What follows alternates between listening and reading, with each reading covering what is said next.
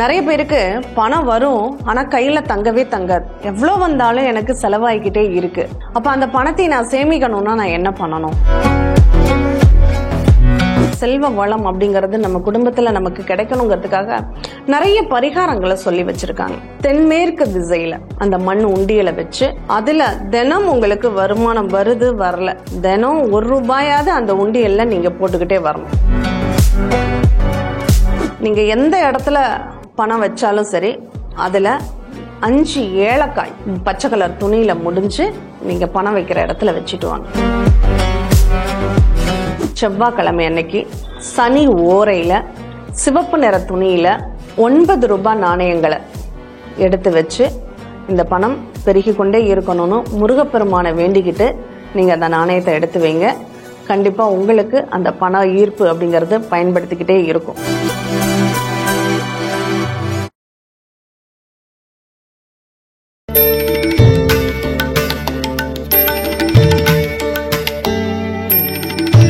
ஆன்மீக விருட்சம் உறவுகளுக்கு வணக்கம். இந்த நாள் இனிய நாளாக அமைய வாழ்த்துக்கள்.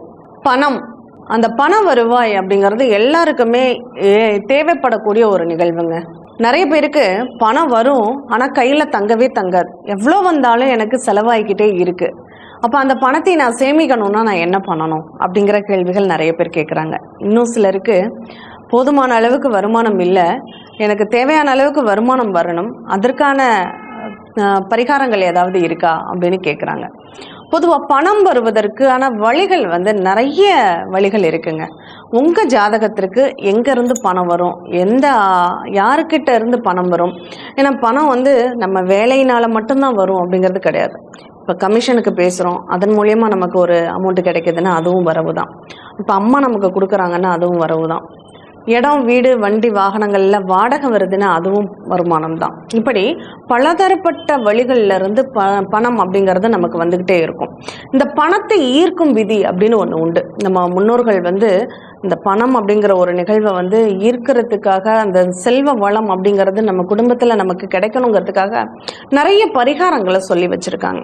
பொதுவா ஒரு ஜாதகத்துல நமக்கு பணவரவை தரக்கூடிய 2ஆம் பாவகம், தனஸ்தானம் அப்படின்னு சொல்லக்கூடிய 2வது பாவகம் நல்ல அமைப்புல இருந்தாதான் ஒருத்தருக்கு வருமானம் அப்படிங்கிறது வரும். அந்த 2ஆம் பாவகத்தினுடைய நிலை நல்லா இல்லை அப்படிங்கிறப்போ அந்த வருமானம் நமக்கு வரக்கூடிய வழிவகைகள் அடைபட்டு விடும் அப்படின்னு சொல்லலாம். இப்போ இந்த 2ஆம் பாவக அதிபதி எங்க இருக்காங்களோ அது சார்ந்த வழிகள்ல இருந்து நமக்கு வருமானங்கள்லாம் வரும். இப்போ ஒவ்வொரு லக்னங்களுக்கும் நம்ம பார்த்துடலாம்.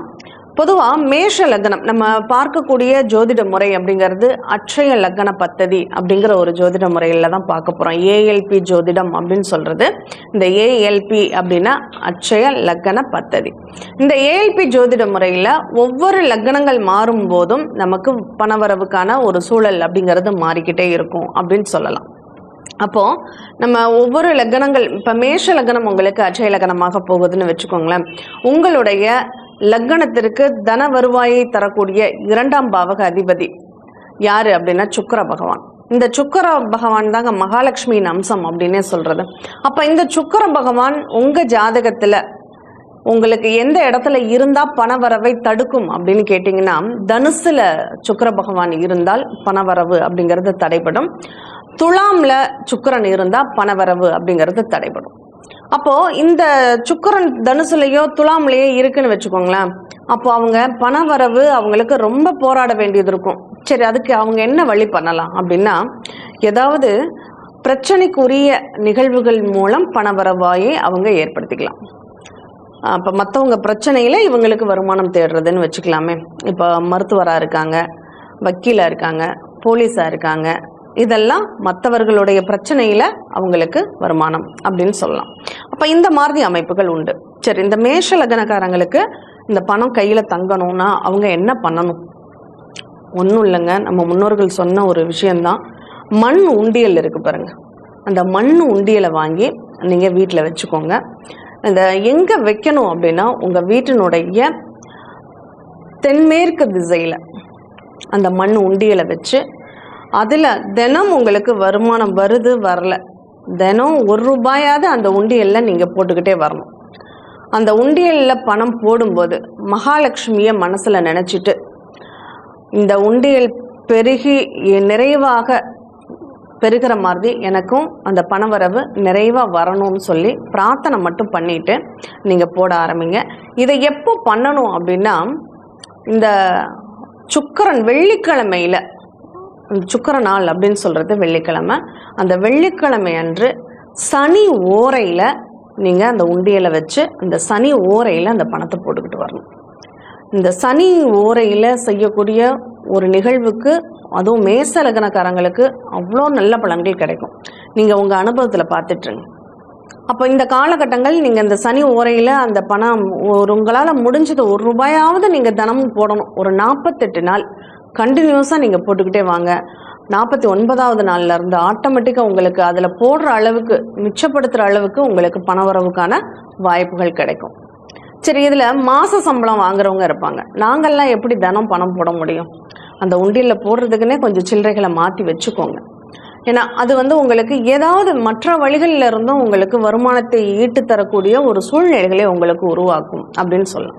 இப்போ ஒரு டீச்சிங் ப்ரொஃபஷனில் இருக்காங்க, அவங்களுக்கு மாத சம்பளம் தான் வருது அப்படின்னா, உபரியாக அவங்க டியூஷன் எடுக்கிறதன் மூலியமாக அவங்களுக்கு வருமானத்தை பெருக்கிக்க முடியும். இந்த மாதிரி அவங்கவங்க பயன்படுத்தக்கூடிய ஒவ்வொரு துறைகளில் இருந்துமே உங்களுக்கு பணவரவுக்கான வழிகள் உண்டு.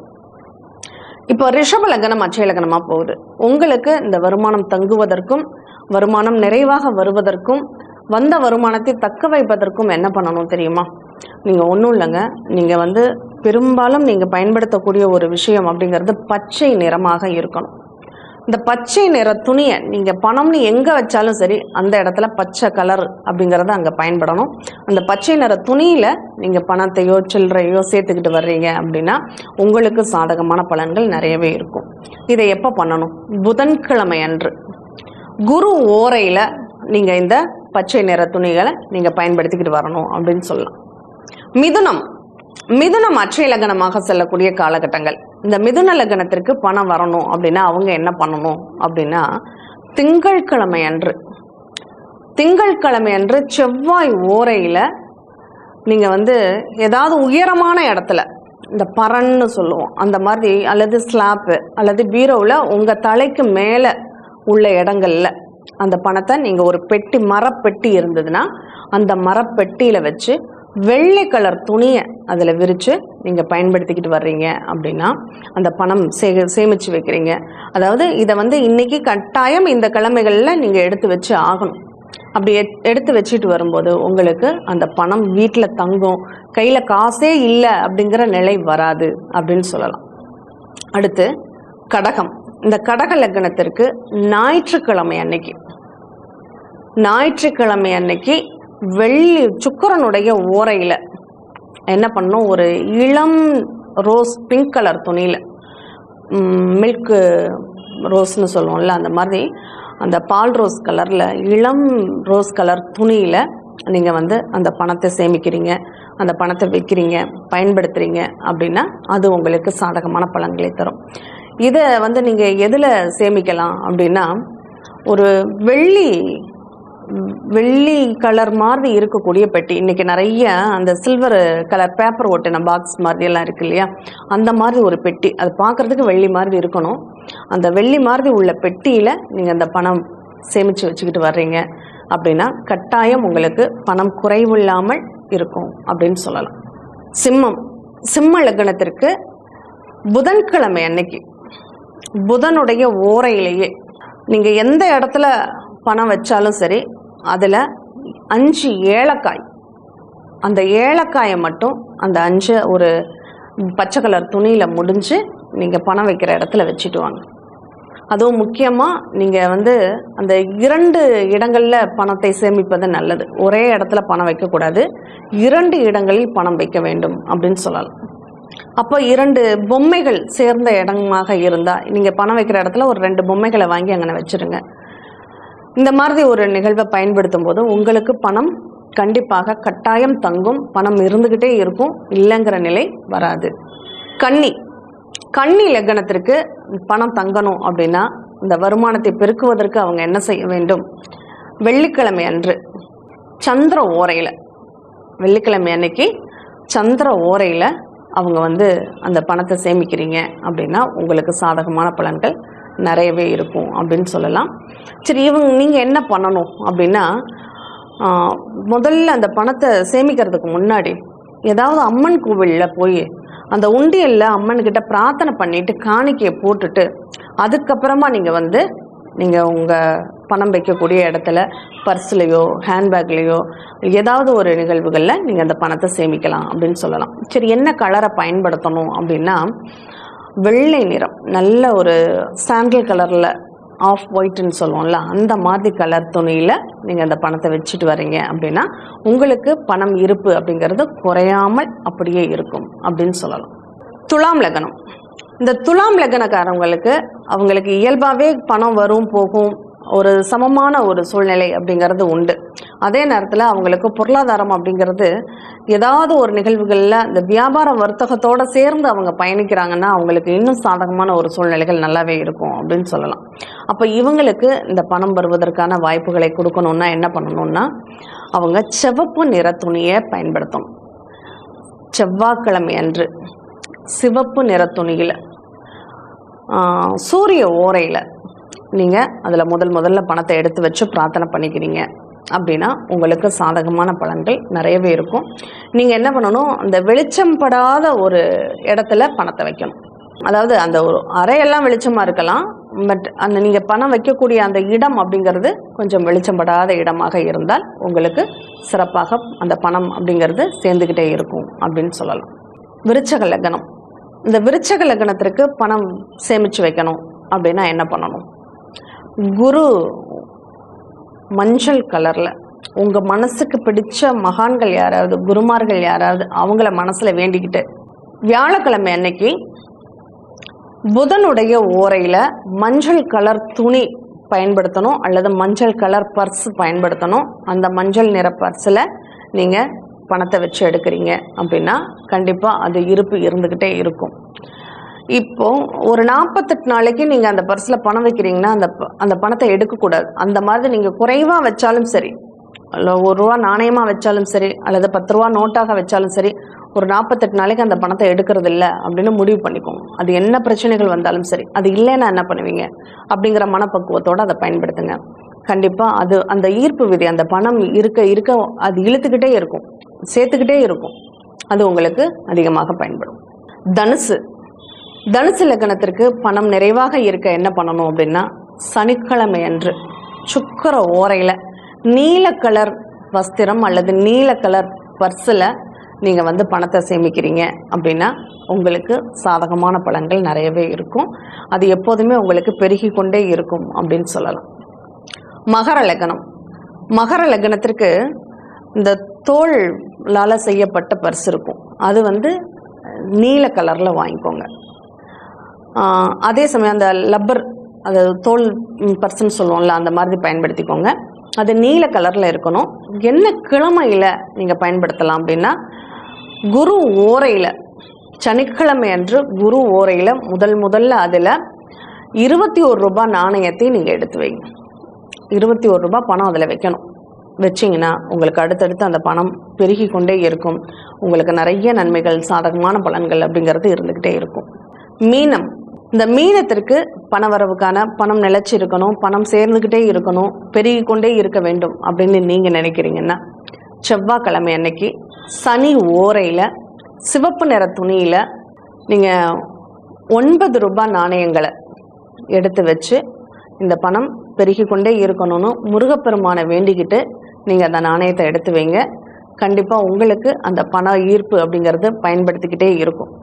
சரி, இந்த 12 ராசிகளில் யாராக வேணாலும் இருக்கட்டும், எனக்கு ராசி அப்படிங்கிறதே தெரியல, லக்னம்ங்கிறதே தெரியல, நான் என்ன பண்ணணும் அப்படின்னு சொல்லி கேட்டிங்கன்னா, பொதுவாக அந்த பணம் நம்ம கையில் வந்துக்கிட்டே இருக்கணும் அப்படின்னா வெள்ளிக்கிழமை அன்று சனி பகவானுடைய ஓரையில் நீங்கள் அந்த பணத்தை சேர்த்து வச்சுக்கிட்டே வாங்க. அது வெள்ளை கலர் கவராக இருந்தால் ரொம்ப விசேஷம். அப்படி இல்லைன்னா ஒரு சந்தன நிற கவரில் நீங்கள் அந்த பணத்தை எடுத்து வைங்க. மகாலட்சுமியை வழிபாடு பண்ணிவிட்டு நீங்கள் பணத்தை எடுத்து வச்சுக்கிட்டு வர்றீங்கன்னா கட்டாயம் உங்களுக்கு பணம் பெருகி கொண்டே இருக்கும் அப்படின்னு சொல்லலாம். அந்த கவரில் என்ன பண்ணணும், ஒரு 5 ஏலக்காய் போட்டுட்டு கொஞ்சமாக பச்சை கற்பூரம் போட்டு ஜவ்வாது இருக்கு பாருங்க, அந்த ஜவ்வாதையும் கொஞ்சம் தூவி விடுங்க. அந்த இடம், பணம் வைக்கக்கூடிய இடம் எந்த அளவுக்கு வாசமாக இருக்கோ அந்த அளவுக்கு உங்களுக்கு பணம் ஈர்த்து கொண்டே இருக்கும். அந்த ஈர்ப்பு விதி அப்படிங்கிறது அங்கே பயன்படுத்திக்கிட்டே இருக்கும். அந்த காலத்தில் சித்தர்கள்லாம் இந்த பணம் அப்படிங்கிறதுக்கு, ஏன்னா அவங்களுக்கு பணம்லாம் எதுவும் தேவைப்படாது, ஆனால் பணம் தேவை அப்படின்னு கேட்குறவங்களுக்கு அவங்க சொல்லக்கூடிய அந்த நிகழ்வுகள் பணம் இருக்கக்கூடிய இடம் எப்போதுமே நல்ல வாசமாக இருக்க வேண்டும். துர்வாடைகள், அந்த மக்கு வாசம் அதெல்லாம் இருக்கவே கூடாது.